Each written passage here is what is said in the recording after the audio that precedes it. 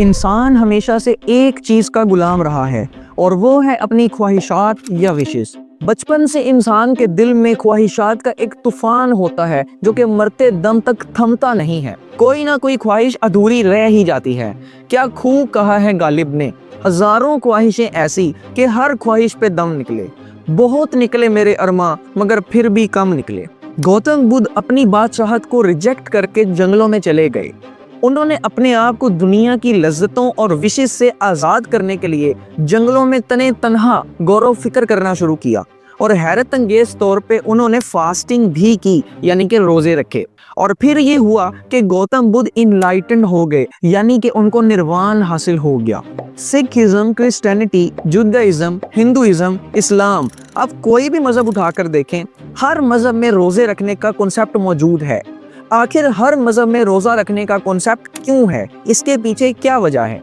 आज से 4000 साल पहले कदीम यूनानी फलसफी पैथागोरस भी रोजे रखा करता था, लेकिन क्यों? रोजे रखने से आपकी बॉडी और आपके माइंड के ऊपर क्या असरात और क्या इफेक्ट्स होते हैं, इन सारी बातों के हवाले से बात करेंगे अपनी आज की इस ब्रांड न्यू डॉक्यूमेंट्री में।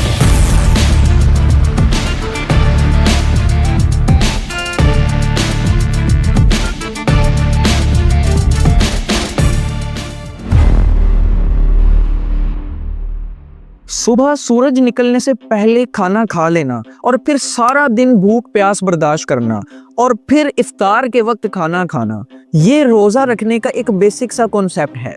लेकिन रोजा रखने का मकसद भूख प्यास नहीं है, मकसद है अपनी ना रुकने वाली ख्वाहिशात को रोकना, उनके ऊपर ब्रेक लगाना। और यही वजह है कि पूरी दुनिया के मजहबों में रोजा रखने का कॉन्सेप्ट मुश्तरक है, मौजूद है। कुछ लोगों के लिए रोजा रखना उनकी सोल को क्लींजिंग के प्रोसेस से गुजारता है और दूसरे लोगों के लिए रोजा रखना एक सेल्फ डिसिप्लिन एक्शन का नाम है। लेकिन साइंटिफिकली फास्टिंग या रोजे रखना आपके लिए कैसा बायोलॉजिकल फिनोमिनन है, ये शायद आपको भी नहीं पता। इंसानों की बॉडी एडाप्टेशंस का एक मास्टरपीस है। जब आप खाना खाना बंद करते हैं तो आपकी बॉडी पैनिक नहीं होती, ये गियर शिफ्ट कर लेती है। रोजा रखने के शुरुआती घंटों में आपने जो खाना सहरी में खाया होता है, आपकी बॉडी उसी से ग्लूकोज हासिल करती है, उसी खाने को हजम करती है और उसी से एनर्जी हासिल करती है। लेकिन जब वो ग्लूकोज खत्म हो जाता है तो आपकी बॉडी में इंसुलिन का लेवल डिक्रीज हो जाता है, जिससे आपकी बॉडी में फैट सेल्स बर्न होने लगते हैं। आपकी बॉडी एनर्जी हासिल करने के लिए फैट सेल्स को जलाने लग जाती है और इस प्रोसेस का नाम है कीटोसिस। जब आपकी बॉडी में फैट बर्न होता है तो एनर्जी प्रोड्यूस होती है और कन्वर्सली इससे होता ये है कि आपके पेट के इलाके में जितना भी फैट है या जिन लोगों को मोटापे की बीमारी है, रोजे सबसे पहले उनका इलाज ऑटोमेटिकली स्टार्ट कर देते हैं। इसके साथ साथ बॉडी यूजफुल कंपोनेंट्स और एनर्जी बनाने के लिए नॉन फंक्शनल सेल्स, यानी आपकी बॉडी के वो हिस्से जो काम करना छोड़ चुके हैं, उनको भी ब्रेक डाउन करती है, उनको भी तोड़ती है और उनसे एनर्जी निकालती है या उनसे नए कंपोनेंट्स या नए सेल्स बिल्ड करती है। इस प्रोसेस को ऑटोफैगी कहते हैं। ग्रीक लैंग्वेज में ऑटो का मतलब है सेल्फ और फैगी का मतलब है ईटिंग। इस प्रोसेस को सेल्फ ईटिंग इसलिए कहा जाता है क्योंकि इसमें एक स्ट्रक्चर ऑटोफैगोसोम लाइसोसोम के साथ मिलकर आपके नॉन फंक्शनल सेल्स की ब्रेक डाउन करता है। आपके नॉन फंक्शनल सेल्स और उनमें मौजूद ऑर्गेनल्स को तोड़कर या तो उनसे एनर्जी डिराइव करता है या नए फंक्शनल कंपोनेंट्स बनाता है। ये प्रोसेस जापानीज बायोलॉजिस्ट योशिनोरी ओशुमी ने डिस्कवर किया था और उनको 2016 में नोबेल प्राइज भी मिला था। जब आप फास्टिंग कर रहे होते हैं तो आपके ब्रेन में एक प्रोटीन रिलीज होता है BDNF के नाम से। BDNF का मतलब है brain derived neurotrophic factor.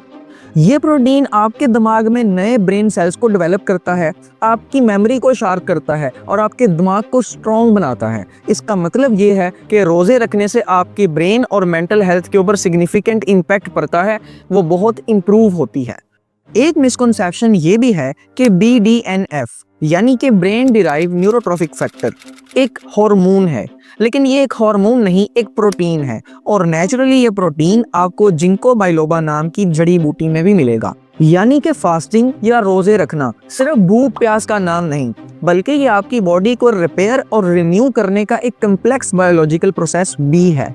Fasting करना या रोज़े रखना सिर्फ आपकी फिजिकल बॉडी या माइंड को हेल्पफुल नहीं बनाता, लेकिन ये आपकी सोल और स्पिरिट को भी बेहतर करता है। जब आप रोज़ा रखते हैं तो आप अपनी हर नाजायज़ ख्वाहिश को डिनाई करने लगते हैं, उससे रोकने लगते हैं खुद को। आप खुद को मजबूर करते हैं कि आप अपनी ख्वाहिशात के अगेंस्ट जाएं। इससे होता यह है कि आपका सेल्फ कंट्रोल हैरत अंगेज तौर पर बढ़ जाता है और आपकी विल पावर बहुत इंक्रीज हो जाती है। आप इम्पल्सिव या जल्दी जल्दी गुस्से में डिसीजंस लेने की बजाय पेशेंस से काम लेते हैं और माइंडफुल हो जाते हैं और हर प्रॉब्लम सॉल्व करते वक्त सब्र से काम लेते हैं। आज से 4000 साल पहले एथेंस के शहर में एक फिलोसोफर रहता था। उस फिलोसोफर का नाम आपने मैथ और फिजिक्स में ज़रूर सुना होगा। जी हाँ, पैथागोरस। ये वही पैथागोरस है जिसका मशहूर पैथागोरस थ्योरम आपने अपने स्कूल में यूज़ किया होगा। पैथागोरस अपने आप को डिसिप्लिन रखने के लिए रोज़े रखा करता था। इसके अलावा हिस्टोरिकल रिकॉर्ड्स के हिसाब से सोक्रेटिस और डायोजनीस भी रोज़े रखा करते थे। ये सारे फिलोसफर्स रोज़े सिर्फ खुद को माइंडफुलनेस और स्पिरिचुअल बनाने के लिए और खुद के ऊपर कंट्रोल करना सिखाने के लिए रखा करते थे। और यही चीज़ गौतम बुद्ध ने भी की, जिसकी स्टोरी हमने शुरुआत में सुनी।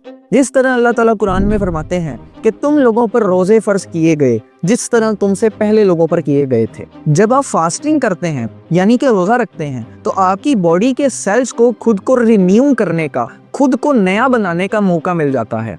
रोज़े रखने से आपकी एजिंग स्लो हो जाती है, यानी कि बूढ़ा होना स्लो हो जाता है। अब देर से बूढ़े होते हैं, यानी आपकी उम्र बढ़ जाती है। 2017 में रसेस मंकीज के ऊपर एक रिसर्च की गई। इस रिसर्च में उन मंकीज को रोज़े रखवाए गए और रिजल्ट शॉकिंग थे। इन मंकीज में 30% कैलोरी इनटेक कम करने पर इनकी हेल्थ बहुत इंप्रूव हुई और इनकी एजिंग भी स्लो हो गई, यानी कि इनकी उम्र बढ़ गई। इस एक्सपेरिमेंट्स के ज़्यादातर रिजल्ट्स नौजवान और बूढ़े मंकीज के अंदर ज़्यादा प्रोमिनेंट थे, यानी कि नौजवान और बूढ़े मंकीज जब रोज़े रखते थे तो उनकी हेल्थ सिग्निफिकेंटली इम्प्रूव होती थी और उनकी एजिंग भी स्लो हो जाती थी।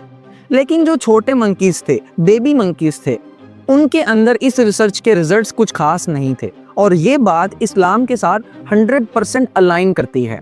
इस्लाम में भी नौजवानों और बूढ़ों पर रोज़े फ़र्ज हैं, लेकिन बच्चों पर नहीं हैं, क्योंकि सबसे ज़्यादा रोज़ा रखने का फ़ायदा नौजवानों और बूढ़ों को ही होता है। नेचर कम्युनिकेशंस में छपी एक रिसर्च के अकॉर्डिंग फास्टिंग मिमिकिंग डाइट यानी कि FMD या सिंपली रोज़ा रखने से आपकी इंसुलिन रेजिस्टेंस बहुत कम होती है, आपका लीवर फैट भी बहुत कम होता है और आपकी बॉडी की इम्यूनिटी बेतहाशा स्ट्रॉन्ग हो जाती है।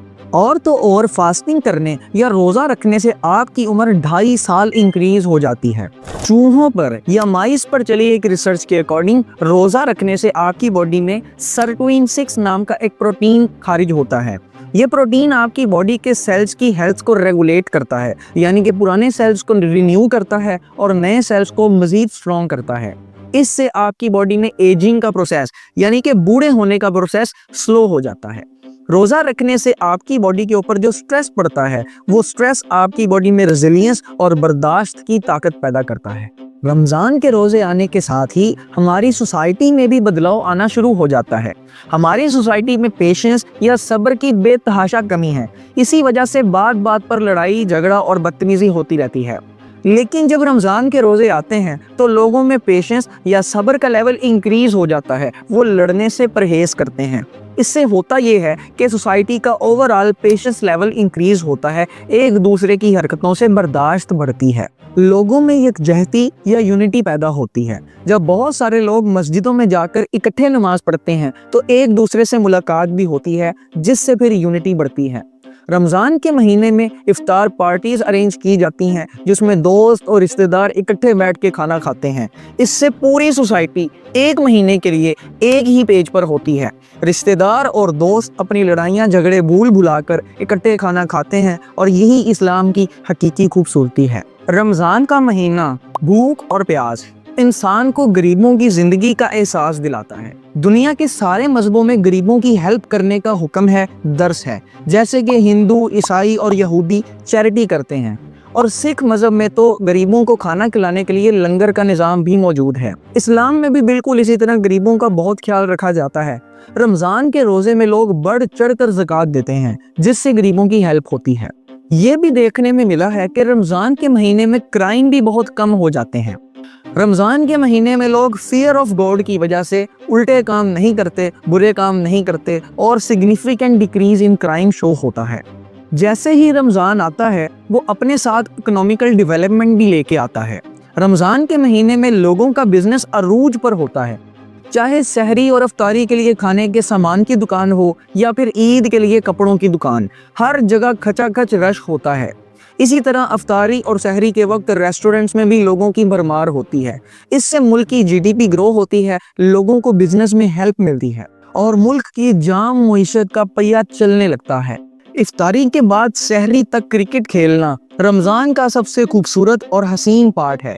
इफ्तारी के बाद लैंप लगाकर पूरी गली में क्रिकेट खेलना और शोर मचाते रहना, और अगर किसी घर में बॉल चली जाए तो फिर अंकल की गालियां सुनना, ये तो सबको याद होगा। हर सेक्टर में वर्क आवर्स कम हो जाते हैं। स्कूल में बच्चों को जल्दी छुट्टी हो जाती है और दफ्तरों में काम करने वालों को कम वक्त के लिए काम करना पड़ता है ताकि वो अपना रोज़ा इबादत में गुजार सकें और इफ्तारी की तैयारी कर सकें। हमारी सोसाइटी में रहने वाले क्रिश्चियंस, हिंदूज और सिख हमारे फेस्टिवल को पूरी रिस्पेक्ट देते हैं और हमारे फेस्टिवल को उतनी ही खुशी से मनाते हैं। मैं ऐसे कई हिंदूज, क्रिश्चियंस और सिख्स को जानता हूँ जो पाकिस्तान में रहते हैं और वो रमज़ान के महीने में सरेआम खाना पीना नहीं करते, इसे इज्तनाब करते हैं क्योंकि वो हमारे इस फेस्टिवल की रिस्पेक्ट करते हैं। लेकिन हम बदले में उनको क्या प्रोवाइड करते हैं? उनके चर्च तोड़ देते हैं, उनके गुरुद्वारों पर हमले करते हैं और उनको पकड़कर मार देते हैं। हमारा ये फ़र्ज़ है कि अगर वो हमारे फेस्टिवल्स में पुरअमन रहते हैं तो हम भी उनके फेस्टिवल्स की रिस्पेक्ट करें, उनकी इबादत गाहों की रिस्पेक्ट करें और उनके फेस्टिवल्स को खुशी से मनाएं। ये ज़मीन और पाकिस्तान खुदा की मलकियत है, आपकी जागीर नहीं। पाकिस्तान में हर एक को रहने का पूरा पूरा हक है। तो कौन काफिर और कौन मुसलमान, इसका इख्तियार खुदा को वापस कर दें और आप अपने अमाल के ऊपर फोकस करें।